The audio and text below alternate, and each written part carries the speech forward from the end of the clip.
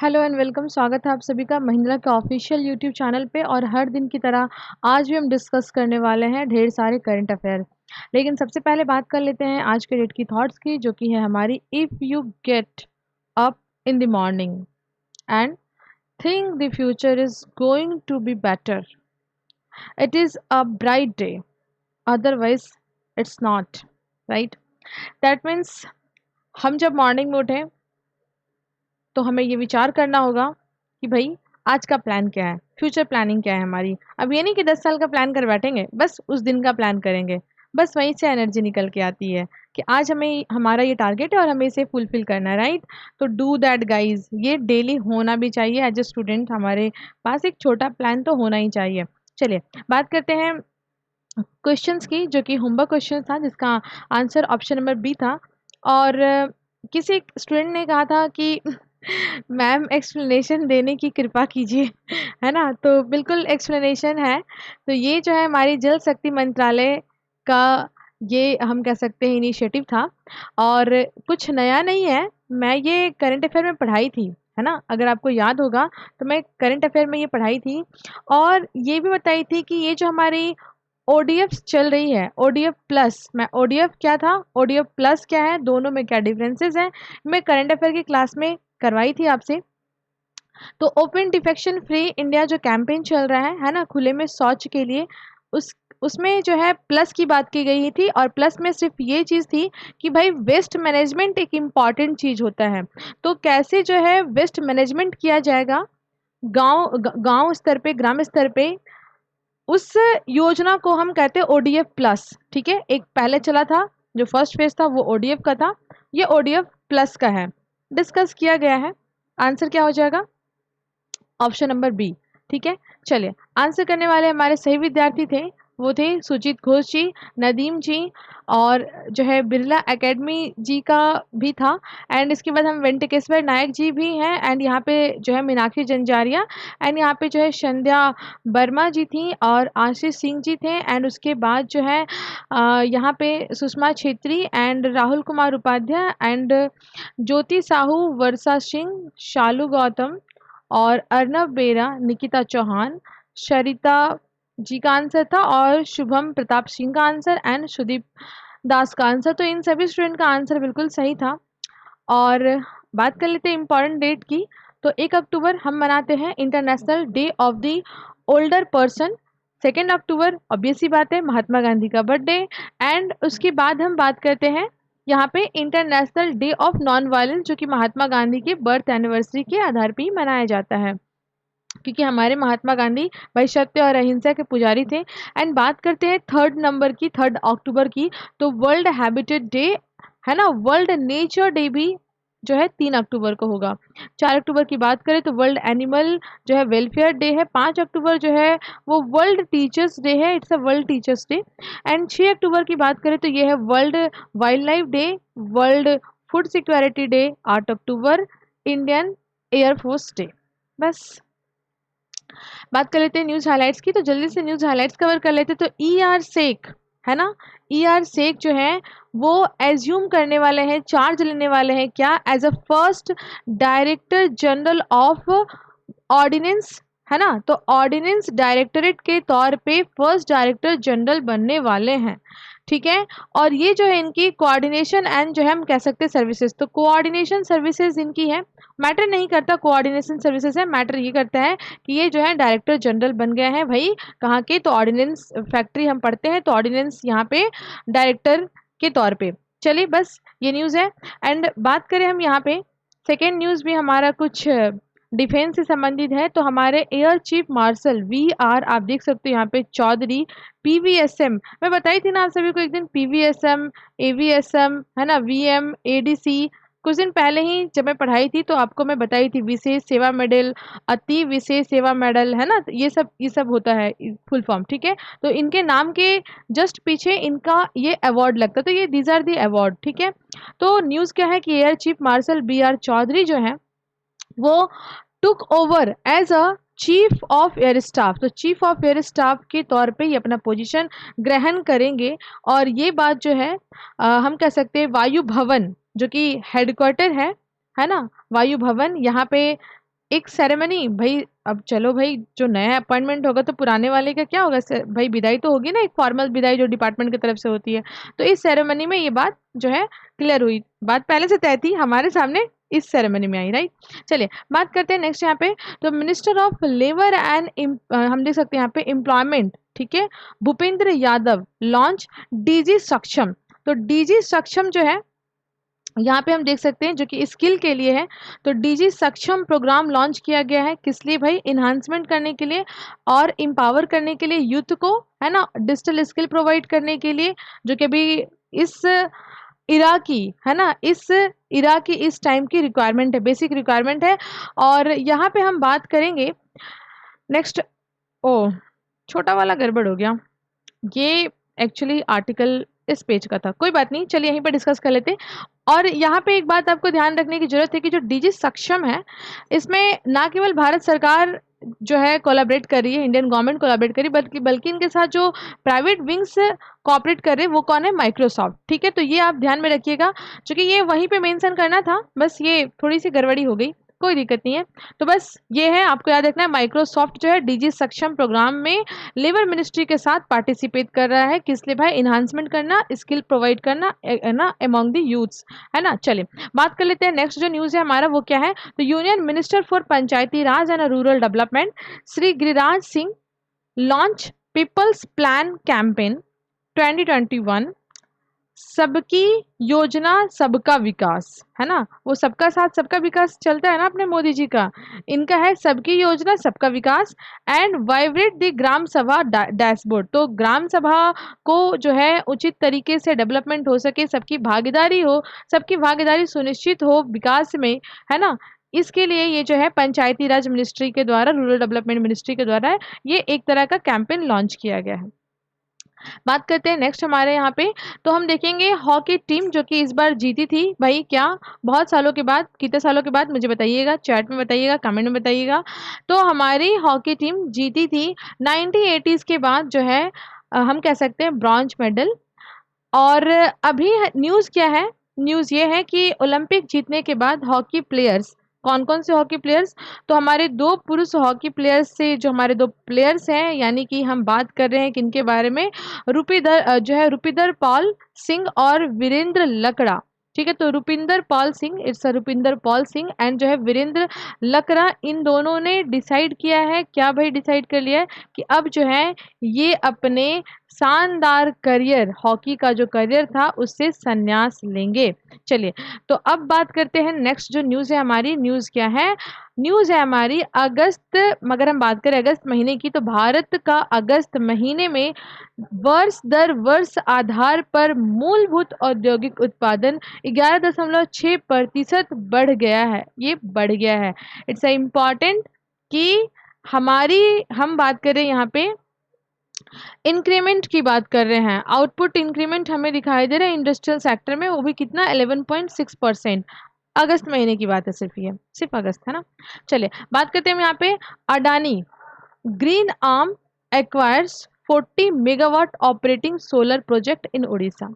It's important, कल ही हमने पढ़ा सोलर एनर्जी से संबंधित ग्रीन जो है, हमने पढ़ा था ग्रीन बॉन्ड जिसमें रेलवे इंक्लूड था, ठीक है। अभी यहाँ पे हम उड़ीसा और अडानी ग्रुप के बीच में बात कर रहे हैं, तो इम्पॉर्टेंट है, आप समझ सकते हो रिन्यूएबल एनर्जी कितना इंपॉर्टेंट है। यहाँ बताया गया है ये जो प्रोजेक्ट है ये काफ़ी लॉन्ग टर्म पर्पज से है, और ये एग्रीमेंट जो है पावर परचेज एग्रीमेंट है, जो कि हम कह सकते हैं लगभग 22 सालों का है, ठीक है, इसकी जो लाइफ है वो 22 साल है। और इसमें हम बात करें लगभग जो है हमारी solar energy corporation of India जो है ना, इनकी वर्थ लग रही है, अगर हम बात करें तो 4.235 पर यूनिट, यानी जो है एक यूनिट एनर्जी प्रोड्यूस करने की जो लागत होगी वो 4.235 होगी, ठीक है। इससे होगा क्या, उड़ीसा के लोगों को फ़ायदा होगा, एनर्जी एफिशिएंट बनेंगे ये। चलिए बात करते हैं नेक्स्ट यहाँ पे हम। तो नेक्स्ट बात बड़ी अच्छी वाली न्यूज़ है, और ये न्यूज़ क्या है कि हमारा जो इंडिया है वो ऐसे क्लब में शामिल हो चुका है जिसमें 1000 ऐसे लोग हैं जिनकी प्रॉपर्टी 1000 करोड़ है। मतलब हमारे देश में 1000 ऐसे लोग हैं जिनकी प्रॉपर्टी 1000 करोड़ है।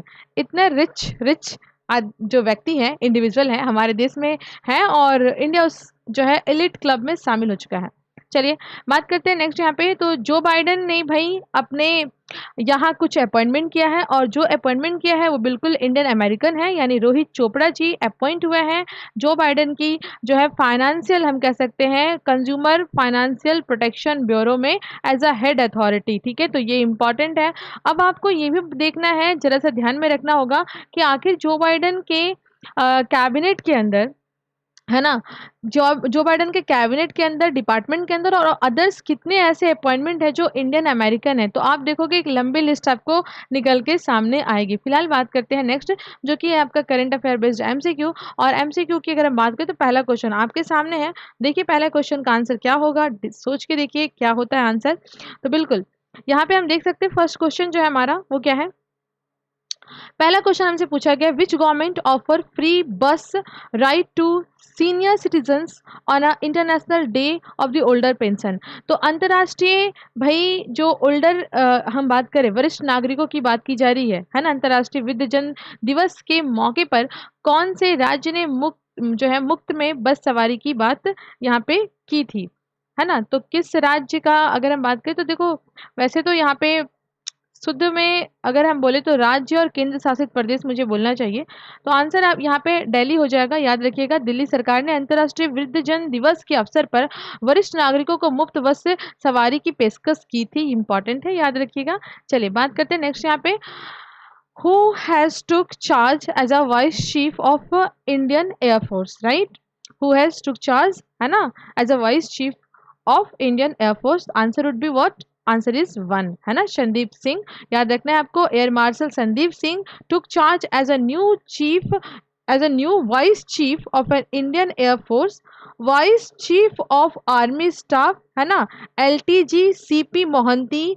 वाइस अगर हम बात करें यहाँ पे एडमिरल की बात करें तो सतीश जो है नामदेव गोरमडे। एंड जो है बिपिन रावत की बात करें हम तो क्या है, फर्स्ट हमारे क्या है, CDS। इतना सारा मैं नाम इसलिए नहीं डिस्कस की, इसलिए डिस्कस की क्योंकि जो है इम्पॉर्टेंट है। और रहा सवाल अजय कुमार का, तो याद रखिएगा अजय कुमार कौन है, हमारे डिफेंस सेक्रेटरी हैं, जो एक कॉमन सा नाम है जो मैं बार बार ये आपसे ऑप्शन में डालती हूँ। तो हमेशा याद रखना है आपको। सीपी मोहंती भाई कौन है, तो आपको याद रखना है सीपी मोहंती कौन है, मैंने अभी डिस्कस किया आपसे, राइट। एंड इसके बाद हमारे सतीश नामदेव गोडमड़े क्या है, बिपिन रावत क्या है, सारे ऑप्शन यहाँ पे इंपॉर्टेंट है, एकदम से पढ़ लीजिएगा। चलिए बात कर लेते हैं 3 नंबर की, बात करते हैं who is the next prime minister of Japan. तो अब यहाँ पे जापान की प्राइम मिनिस्टर की बात की गई है, तो यहाँ पे देखिए क्या है, आपको याद रखना है क्वेश्चन नंबर जो है 3 का आंसर हो जाएगा ऑप्शन नंबर जो है 4, यानी कि फूमियो किसिदा। अभी अगर हम बात करें यहाँ पे तो याद रखिएगा, अगर हम बात करें डिटेल से समझने की कोशिश करें तो फॉर्मर फॉरेन मिनिस्टर रहे हैं ये जो है फूमियो किसिदा। फॉर्मर जो है फॉरेन मिनिस्टर हैं जापान के, और ये बनेंगे नेक्स्ट जो है प्राइम मिनिस्टर, ठीक है, और जापान के, जो कि बिलोंग करते हैं लिबरल डेमोक्रेटिक पार्टी से। याद रखिएगा पार्टी का नाम। और संभावना यह है कि ज़्यादा नहीं, 4 अक्टूबर, ठीक है, 4 अक्टूबर को ये अपना पोजीशन ग्रहण करेंगे। चलिए बात करते हैं नेक्स्ट यहाँ पे हम 4 नंबर क्वेश्चन की, how much amount this centre has approved release of the second instalment of its share of the state disaster. अगर हम बात करें यहाँ पे तो स्टेट डिजास्टर रिस्पांस फंड यानी SDRF की बात यहाँ पे की जा रही है, ठीक है। अमाउंट पूछा गया है तो बल्कि वाला क्वेश्चन हो गया, तो इसका आंसर क्या हो जाएगा अपना 1, यानी 4 का आंसर हो जाएगा 1, याद रखिएगा। चलिए बात करते हैं नेक्स्ट क्वेश्चन की, यानी 5 नंबर क्वेश्चन की। पूछा गया है अगेन अमाउंट से संबंधित क्वेश्चन है ये, how much amount the gross GST revenue collect in the month of सितंबर 2021। तो आंसर हो जाएगा, बहुत ज़्यादा नहीं घुमाने का, ऑप्शन नंबर 3, यानी जो है यहाँ पे आप देख सकते हो 117,010, ठीक है, ये आपको बड़ा वाला अमाउंट है, याद रखिएगा, ठीक है। चलिए बात करते हैं हम यहाँ पे नेक्स्ट। अच्छा एक और है, यहाँ से क्वेश्चन ऐसे बन सकते हैं कि ये जो अमाउंट है ये प्रीवियस GST पे जो रेवेन्यू मिला था, है ना, लास्ट मंथ, उससे ज़्यादा है या कम है।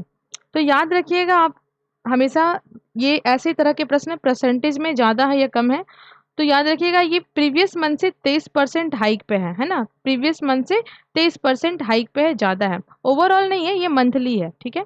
चलिए 6 नंबर की बात करते हैं हम यहाँ पे। तो which city has host the 40 number का senior archery national revenue sorry यहाँ पे जो है हम कह सकते हैं रिकर्व एंड जो है compound for both men and women. तो यहाँ पे बताया जा रहा है कि किस शहर में 40वें नंबर का जो है यहाँ पे महिला और पुरुष दोनों की ही बात करें तो तीरंदाजी के क्षेत्र में राष्ट्रीय चैंपियन जो है हम कह सकते हैं यहाँ पे सेलिब्रेट किया गया, ठीक है।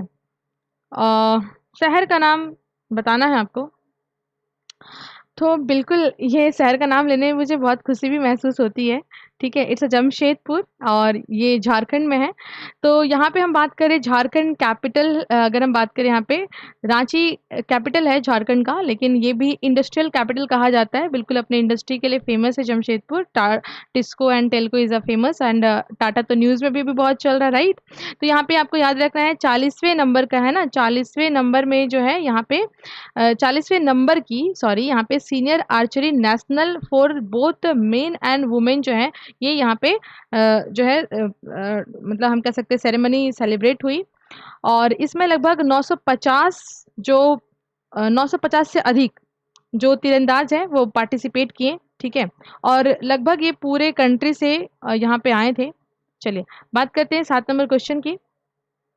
7 नंबर क्वेश्चन क्या है हमारा, इन विच सिटी दी जो है हाइपोजन फ्रेश वाटर है ना, फ्रेश वाटर हैज डिस्कवर्ड। तो आपको याद रखना है यहाँ पे इस क्वेश्चन का आंसर क्या हो जाएगा।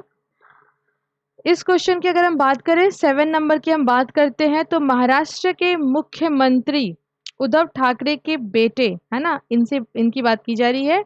तो यहाँ पे अगर हम बात करें, एक सेकेंड ना, तो याद रखना है आपको उद्धव ठाकरे के बेटे जो हैं उनके द्वारा प्राकृतिकवाद तेजस ठाकरे ने घोषणा की है कि मुंबई के एक कुएं में जो है हम कह सकते हैं कि ये हाइपोजन फ्रेश वाटर इल जो है जिनसे संबंधित जो है हम यहाँ पे देख सकते हैं ये परियोजना जो है वो की गई है। तो थोड़ा सा ये कॉम्प्लिकेटेड वाला आर्टिकल है, थोड़ा सा कॉम्प्लिकेटेड वाला आर्टिकल है, बट मुझे नहीं लगा था कि इसे पढ़ाना ज़रूरी है, बस इतना नाम शहर काफ़ी है, ठीक है। आर्टिकल में कुछ दम नहीं है और कुछ ज़्यादा वो पॉलिटिकल वाला टोन यूज़ किया हुआ है पेपर में, तो मुझे भी सही नहीं लग रहा था। तो चलो इसका आंसर वैसे मुंबई हो जाएगा, अपने लिए यही काम का चीज़ है ना, पॉलिटिक्स से अपने को क्या मतलब है, ठीक है। चलिए बात करते हैं नेक्स्ट यहाँ पे 8 नंबर की। 8 नंबर क्वेश्चन की बात करें हम यहाँ पे, तो international day of older person is celebrated which date है ना। तो अभी आपने देखा बस सेवाएं फ्री हो रही हैं तो संबंध तो बनता है, तो याद रखना है 8 नंबर का आंसर हो जाएगा 1 अक्टूबर, याद रखिएगा। चलिए अब बात कर लेते हैं नेक्स्ट यहाँ पे। अच्छा अगर आपसे पूछा जाए ये बताओ थीम क्या था, तो क्या बोलोगे, थीम क्या था। थीम था digital equity for all edges है ना। तो यहाँ पे थीम याद रखिएगा क्योंकि थीम हमारे लिए इम्पोर्टेंट बन जाता है। डिजिटल इक्विटी है ना, it's a equity, digital equity for all ages, हर एज की बात यहाँ पे की गई है। ये क्या था, थीम था, याद रखिएगा। ये इस वर्ष का जो है वो क्या है, थीम्स है, ठीक। 1 अक्टूबर कौन सा भाई डे, तो international day for older person, right. चलिए बात करते हैं यहाँ पे 9 नंबर क्वेश्चन की। 9 नंबर क्वेश्चन है, इन 2021 how many scientists have been facilitated with the Shanti Swarup Bhatnagar prize. Very very important, very very important. Shanti Swarup Bhatnagar पुरस्कार जो है साइंस से संबंधित है। कल साइंस के क्षेत्र में, विज्ञान के क्षेत्र में शोधकर्ता को, मेडिकल साइंस के क्षेत्र में, हर तरह के जो भी रिसर्च सेक्टर होते हैं उसमें जो है बहुत ही ज़्यादा हाईली हम कह सकते हैं ये अवार्ड होता है शांति स्वरूप भटनागर पुरस्कार। तो ये आपको याद रखना है, ये जो है अगर हम बात करें तो टोटल 11 2021 में टोटल 11 हमारे ऐसे व्यक्ति हैं, ऐसे साइंटिस्ट हैं जिनको जो है हम कह सकते हैं शांति स्वरूप भटनागर पुरस्कार मिला है विज्ञान एवं औद्योगिकी क्षेत्र में, है ना? ये प्राइज़ मिलता है और ये प्राइज़ अगर हम बात करें यहाँ पे तो आपको याद रखना है काउंसिल फॉर जो हमारी साइंटिफिक एंड इंडस्ट्रियल रिसर्च है यानी CSIR जिसके बारे में आए दिन हम लोग चर्चा करते हैं, हमेशा न्यूज़ में रहती है। तो अभी हमने डिस्कस किया था ना कि 80th नंबर का 80 नंबर का क्या इनका स्थापना दिवस हुआ था। तो उसी फंक्शंस के ड्यूरेशन में यानी 26 सितंबर की हम लोग बात कर रहे हैं, उसी समय जो है ये नाम घोषित किया गया, बस नाम डिस्क्लोज़ जो है अभी हुआ है। चलिए, बात करते हैं नेक्स्ट यहाँ पे हम 10 नंबर क्वेश्चन की। तो व्हिच कंट्री हैज़ यहाँ पे आप देख सकते हो जो है क्लाइंट दी 2021 राइडर कप, ठीक है? तो आपको यहाँ पे बताना है यहाँ पे कि कौन से कंट्री ने राइडर कप जो है वो जीता है 2021 का। तो आंसर कुछ ज़्यादा नहीं, बस याद रखना है कोकी जो है कॉलिन मोरिकावा, ये अगर हम बात करें तो इन्होंने जीता है। लेकिन कंट्री का नाम पूछा गया है यहाँ पे, तो आंसर क्या हो जाएगा आपको याद रखना है यूनाइटेड स्टेट ऑफ अमेरिका, ये आंसर हो जाएगा। चलिए, बात करते हैं हम नेक्स्ट जो न्यूज़ है हमारी वो क्या है, कुछ घर वापसी से संबंधित है। बहुत न्यूज़ में रहा, मॉर्निंग से न्यूज़ में रहा। तो मॉर्निंग में न्यूज़ में रहा ये भाई टाटा से संबंधित है। आपको देखना है कि हमारे यहाँ अगर हम बात करें यहाँ पे तो अभी हाल फिलहाल में जो है 2019 से ही न्यूज़ में रही थी, सरकार जो है एयर इंडिया को बेचना चाहती थी। बहुत सारे लोग अलग-अलग बात करते थे एयर इंडिया को बेचना एंड ऑल, राइट? उसके पीछे क्या कारण है इसे हम लोग डिस्कस करेंगे, लेकिन सबसे पहले चीज़ हमें जो है थोड़ा बैकग्राउंड जानने की ज़रूरत है, क्योंकि जो आर्टिकल में लिखा हुआ है घर वापसी for Tata sons as they stake claim over air India after 67 year, यहाँ पे क्वेश्चन मार्क है, ये सही है या नहीं है? तो अभी हम लोग जान लेते हैं क्या है ये आइकॉनिक मोमेंट, डिस्कस कर लेते हैं। तो देखिए हमारी जो एयर इंडिया है ना? तो एयर इंडिया की अगर हम बात करें तो इसे जो है टाटा सन्स की अगर हम बात करें तो इनके द्वारा एक्वायर किया गया 1 अक्टूबर को ये न्यूज़ आई है। लेकिन मैं आपको एक बात बता देना चाहूँगी कि ऑफ़िशियल इस तरह की कोई न्यूज़ जो है वो नहीं डिस्कस की गई है। ये अभी सिर्फ़ मीडिया हाउस में है, ये न्यूज़ रूम में है, बस और कहीं नहीं है। ठीक है? ये बताया जा रहा है कि सरकार जो है डिसइन्वेस्ट कर रही थी, सरकार जो है यहाँ पे डिसइन्वेस्ट कर रही थी एयर इंडिया को। 2019 से सरकार इसके लिए प्रयासरत है, लेकिन ये सफल नहीं हो पाई थी सरकार, क्योंकि कोविड का पैंडेमिक आ गया था और सरकार इसलिए भी सफल नहीं हो पाई थी क्योंकि एयर इंडिया के ऊपर बहुत कर्ज थे, बहुत ज़्यादा घाटे में थी। एक सर्वे के हिसाब से 3000 करोड़ का जो है हम कह सकते हैं कर्ज है, और 3000 करोड़ का 1 साल के अंदर लॉस है, ठीक है? किससे? एयर इंडिया के द्वारा सरकार को, ठीक है? और पेंडेमिक के टाइम में तो बंद भी हो गया ना, और चूँकि जब सरकारी संस्थाएँ होती हैं तो गवर्नमेंट के अंडर जो भी होते हैं पेमेंट तो करना ही पड़ता है। तो सबसे ज़्यादा नुकसान जो हमारे एविएशन सेक्टर को पहुँचा, लेकिन इससे पहले भी ये नुकसान में थी, ऐसा नहीं कि कोविड के टाइम में हुआ, बहुत पहले से लॉस झेल रही थी। तो सरकार इसे डिसइन्वेस्ट करने के लिए पहले से प्रपोज़ल लेकर के आई थी, जिसमें बोला गया था कि 26% स्टेक जो है वो गवर्नमेंट रखेगी, बाद बाकी कोई प्राइवेट विंग ले सकते हैं, आकर के भागीदारी यहाँ पे कर सकते हैं। लेकिन समस्या ये थी कि कोई भी इसके लिए एग्री नहीं था, क्योंकि इतना ज़्यादा लॉस में ये कंपनी है, ऑलरेडी एयर इंडिया इतना लॉस में थी कि कोई भी इसके खरीदार यहाँ पे थे नहीं। अब बाद में क्या हुआ पेंडेमिक के बाद कि मिनिस्टर लेवल की एक कमेटी बनाई गई, मिनिस्टर लेवल की एक कमेटी बनाई गई और वो कमेटी को जो है चेयर कर रहे थे होम मिनिस्टर, ठीक है? हालाँकि ये एविएशन सेक्टर का है, अलग से मंत्रालय है इसके लिए, लेकिन ये डिसइन्वेस्टमेंट का पार्ट है, डीपम का पार्ट है, और यहाँ पे अगर हम बात करें तो यहाँ पे होम मिनिस्टर इस पैनल को चेयर कर रहे थे, और इनके द्वारा अभी ये न्यूज़ सामने में आई है कि एक जो है फिक्स, हम कह सकते हैं एक फिक्स प्राइस जो है वो फिक्स कर दिया गया था। वो फिक्स प्राइस क्या था? वो मिनिमम रिजर्व जो है, मिनिमम रिजर्व प्राइस रख दिया गया था, मिनिमम रिजर्व प्राइस जो है वो सेट कर दिया गया था गवर्नमेंट के द्वारा। अब इसके ऊपर जो भी व्यक्ति जाकर के बोली लगाएगा एयर इंडिया उसी की होगी। लेकिन समस्या ये है कि आखिर ऐसा क्या हो गया कि ऑलरेडी यहाँ पे 2019 में घाटे में चल रही थी और अभी इतनी क्षमता आ गई कि सरकार जो है मिनिमम प्राइस फिक्स कर दे रही कि इतना से कम में बेचेंगे ही नहीं। अभी तो कोई आने वाला नहीं था, कोई खरीदार नहीं था, और अभी ऐसा क्या हो रहा है? तो उसके पीछे कारण ये है कि सरकार ने जितने भी इनके डेट थे, जितने भी इनके कर्ज थे, है ना, वो अपने माथे पे रख लिया। अपने यहाँ रख लिया भई, अब जो है आपको चिंता नहीं करना है। सेकेंडली सरकार ने ये इस तरह की जो 26% की बैरिकेडिंग थी वो भी समाप्त कर दिया, ठीक है? यानी पूरी तरह से यहाँ पे जो है प्राइवेटाइज़ेशन हो जाएगा।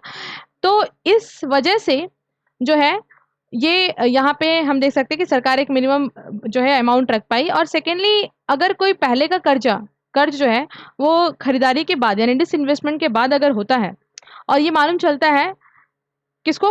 परचेज़ करने वाले को, तो उसे देने की ज़रूरत नहीं है, उसकी रिस्पॉन्सिबिलिटी सरकार की होगी। तब जाकर के ये प्राइस सरकार रख पाई है। तो ये बताया जा रहा है कि जो टाटा ग्रुप है ना? इसके द्वारा जो है ये ब्रीड जीत लिया गया है। लगभग बताया जा रहा है कि जितना उन्होंने दाम फिक्स किया था उससे जो है 3000 करोड़ उससे जो है 3000 करोड़ ऊपर की बिडिंग की गई है टाटा ग्रुप के द्वारा, और फिर से ये इनके पास आ गया। लेकिन ये बहुत ही ऐतिहासिक पल है इनके लिए। क्यों ऐतिहासिक पल है? क्योंकि भैया स्थापना भी इन्होंने ही की थी। तो आपको बता दें हम कि जेआरडी टाटा जो है ये फाउंडर थे किसके भाई? तो हमारे टाटा एयर सर्विसेज की। पहले टाटा एयर सर्विसेज कहलाता था, बाद में एयर इंडिया हुआ नेशनलाइजेशन के बाद। तो टाटा एयर सर्विसेज की स्थापना भी इन्होंने ही की थी, महज जो है 25 साल की उम्र में, यानी 1929 में। डू यू नो ना? 1929 1907 में टाटा कंपनी की स्थापना हुई थी, ठीक है? और आज़ादी से कई वर्ष पहले जो है इन्होंने अप्लाई किया लाइसेंस के लिए। ब्रिटिश राज के द्वारा इन्हें पहली बार लाइसेंस जारी किया गया, और ज़्यादा नहीं, बस 1 साल में ये बहुत ही कम और बहुत ही लेस टेक्निकल साउंड जो है हम कह सकते हैं एरोप्लेन के ज़रिए इन्होंने उड़ान भरी। कहाँ के लिए भाई? ब्रिटेन के लिए। और 1930 में ये वहाँ पे पहुँचते हैं। उसके बाद अगर हम बात करें तो यहाँ पे जो है इसके बाद इन्होंने, अगर हम बात करें यहाँ पे, तो 1932 के टाइम में इन्होंने जो है एयर कार्गो सर्विसेज प्रोवाइड करना शुरू किया। कहाँ पे भाई? कराची से मुंबई। तो चूंकि कराची उस समय अगर हम बात करें तो पाकिस्तान तो बना नहीं, 1947 में पाकिस्तान बना है। तो कराची से लेकर के मुंबई तक की जो है ये पूरी की पूरी इनकी एयर सर्विसेज चली, लेकिन ये जो है रेगुलर मैनर में नहीं थी। बाद बाकी जाकर के 1932 के बाद से अगर हम बात करें, 1932 के बाद से 33 ऑनवर्ड्स अगर हम बात करें, तो कॉमर्शियलाइज कर दिया गया कि आप जैसे जो बड़े-बड़े शहर हैं, जैसे कराची, मुंबई हो गया, चेन्नई हो गया, ठीक है? तो कोलकाता वगैरह ये सबको लिंक किया गया, और वीकली लेवल पे वीकली, ठीक है? इस तरह से जो है गैपिंग कर के यहाँ पे प्लेन सर्विसेज स्टार्ट किए गए। तो काफ़ी स्ट्रगलफुल भी रहा, और लेकिन जो है सक्सेसफुल भी रहा। और टिल हम कह सकते हैं आज़ादी तक ये पूरी की पूरी जो है टाटा के पास रही। टाटा की थी, टाटा के पास रही। और बात करेंगे आज़ादी के बाद, तो 1947 के बाद जो है 1947 के बाद इस ग्रुप के ऊपर अगर हम बात करें तो गवर्नमेंट ने नेशनलाइजेशन करने का सोचा। और आज़ादी के बाद हम बात करें तो बहुत सारी इंडस्ट्री को, बहुत सारे बैंक को, बहुत सारी संस्थाओं को जो कि पहले प्राइवेट फर्म्स थी, उसे जो है सरकार के द्वारा क्या किया गया? अधिग्रहित कर लिया गया, नेशनलाइज किया गया, जिसमें से टाटा भी एक था। तो टाटा को हम कह सकते हैं कि 1953 के टाइम पीरियड में नेशनलाइज कर दिया गया, और नाम हो गया क्या? Air India, right? लेकिन ऐसा नहीं था कि यहाँ पे जो है जेआरडी टाटा की जो है हम कह सकते हैं कि पूरी तरह से इनकी एंट्री बंद हो गई, नहीं, बल्कि एक जो है मैनेजमेंट बोर्ड सेटअप किया गया था। मैनेजमेंट बोर्ड जो बिल्कुल हम कह सकते हैं कोर्ट ऑफ डायरेक्टर्स की बोर्ड थी, जिसमें as a member JRD Tata थे। बॉडी गवर्नमेंट की हो चुकी है, लेकिन as a member JRD Tata थे। काफ़ी लंबे समय तक ये रहे। लेकिन आपको पता है कांग्रेस पार्टी की सरकार खत्म होने के बाद फर्स्ट जो है हम कह सकते हैं नॉन कांग्रेस गवर्नमेंट आई थी। कब आई थी भाई? हमारी जो है हम कह सकते हैं 1978 में, यानी इमरजेंसी के बाद, ठीक है? और वो थी मोरारजी देसाई की सरकार। तो इन्होंने क्या किया? इन्होंने इस ग्रुप से टाटा को निकाल दिया, ठीक? काफ़ी पैनिक सिचुएशन था इनके लिए। और इसके बाद जो है बाद में फिर कांग्रेस की गवर्नमेंट आती है, तो फिर से इनके हाथ में ये बॉडी, ये मेंबर, बोर्ड मेंबर के ये मेंबर बन जाते हैं। तो दिस वर द थिंग्स। लेकिन उसके बाद अगर हम बात करें तो 2000 के टाइम से, 2000 नहीं, मुझे लगता है 1919 के टाइम से ही आप पकड़ लो, 1995 के टाइम से ही, 1995 के टाइम से ही ये बॉडी कंटिन्यूअसली जो है लॉस फेस करी, कंटिन्यूअसली लॉस फेस करी है। और मैं आपको बता ही चुकी हूँ कि कितना ज़्यादा ये लॉस फेस कर चुकी है इनिशियल, राइट? तो सरकार चाहती है जो एसेट उनको प्रॉफिट ना दे, उस एसेट को क्या करेगी सरकार? डिसइन्वेस्ट करेगी। पैसा के लिए उस प्रॉपर्टी को बेचेगी, क्योंकि उस पे इन्वेस्ट करके कोई फ़ायदा है नहीं, क्योंकि गवर्नमेंट बॉडी होने के नाते कहीं न कहीं सिस्टम में लूप होल है और ये परफॉर्मिंग नहीं कर पा रहा है। तो इसे क्या किया जाए, डिसइन्वेस्ट कर दिया जाए। क्योंकि देखो एज़ अ अवेयर सिटीज़न अगर हम बात करें, अगर हम टैक्स पेयर हैं, तो हमें पता है कि जो चीज़ लॉस दे रही है, बराबर लॉस दे रही है, तो उसमें पैसे लगा के क्या फ़ायदा है? एक अवेयर सिटीजन का यही कहना होगा। हाँ, जो प्रॉफ़िट दे रही है, उसे ऑब्वियस सी बात है आप कुछ अच्छा कीजिए। हम एज़ अ टैक्स पेयर ये चाहेंगे कि जहाँ पे डेवलपमेंट हो सके, जहाँ पे सक्सेस प्राप्त हो, वहीं पे इन्वेस्ट किया जाए। जहाँ पे इतना इनपुट देने के बाद भी कंटिन्यूअसली लॉस हो रहा है, तो वो रखने वाली एसेट तो है नहीं। तो बिल्कुल एयर इंडिया बहुत घाटे में थी यार, बहुत घाटे में थी, तो डिसइन्वेस्ट कर दिया गया। अब लेकिन चैलेंजिंग चीज़ होगी टाटा के लिए भी कि कैसे इसे ये ऑपरेट करेंगे। ऑलरेडी चा टाटा के पास जो इनकी अपनी जो हम कह सकते हैं अपनी जो इनकी एयर विंग्स है ना? वो भी लॉस में है। इवन पूरी जो है हम कह सकते हैं एविएशन सेक्टर ना केवल इंडिया बल्कि वर्ल्ड वाइड जो है वो लॉस में है as compare to the their previous record. देखने वाली बात होगी कि टाटा इसे कैसे ओवरकम होगा। बाय एंड लार्ज ये टाटा के लिए एक ऐतिहासिक पल तो है और ये घर वापसी जैसा ही है। ठीक है? चलिए। बात कर लेते हैं ये आपके होमवर्क क्वेश्चंस की। तो this is your homework question, this is your homework question sorry. And इसका आंसर करना है आपको मुझे कहाँ पे, कमेंट में। एंड ये है आपके करंट अफेयर का आंसर। और आज स्टैटिक क्वेश्चन लेकर के नहीं आई, और कारण भी थे नहीं लाने के। कारण ये थे कि चूँकि आज हमारा जो है वो क्या है, 2 अक्टूबर है, यानी आज हम जो है हमारा नेशनल हॉलिडे है। लेकिन हॉलिडे तो है, पर पढ़ाई तो रुकनी नहीं चाहिए। तो बिल्कुल जो है ये आपके लिए मैं पहले से ही प्री प्लान एकदम से आपको राइट टाइम पे आप पढ़ पाओ, इसके लिए हमारी पहले से ही जो है प्रिपरेशन थी। छुट्टियाँ तो छुट्टियाँ हैं, लेकिन पढ़ाई से बढ़ के तो छुट्टियाँ नहीं हो सकती। और पेंडेमिक के टाइम में तो बस अपने आप को जो है पॉज़िटिव रखने का एकमात्र ये भी सहारा है कि हम लेबर जो है वो करते रहें, सही डायरेक्शन में करते रहें। क्योंकि पैनिक हो जाते हैं कभी-कभार हम घर में बैठे-बैठे और आस-पास की चीज़ों को डिक्लाइन होते हुए देखते हुए ये सोचने लगते हैं कि क्या पता हम किस सही पाथ पे हैं या नहीं है। मतलब सेल्फ डाउट क्रिएट हो जाता है। तो इससे बचना है, हार्ड वर्क करते रहना है। And thank you, thanks for watching. And guys what you have to do like share and comment ना, and kindly subscribe our channel अगर नहीं किया है तो। चलिए bye, thank you to all, see you soon guys.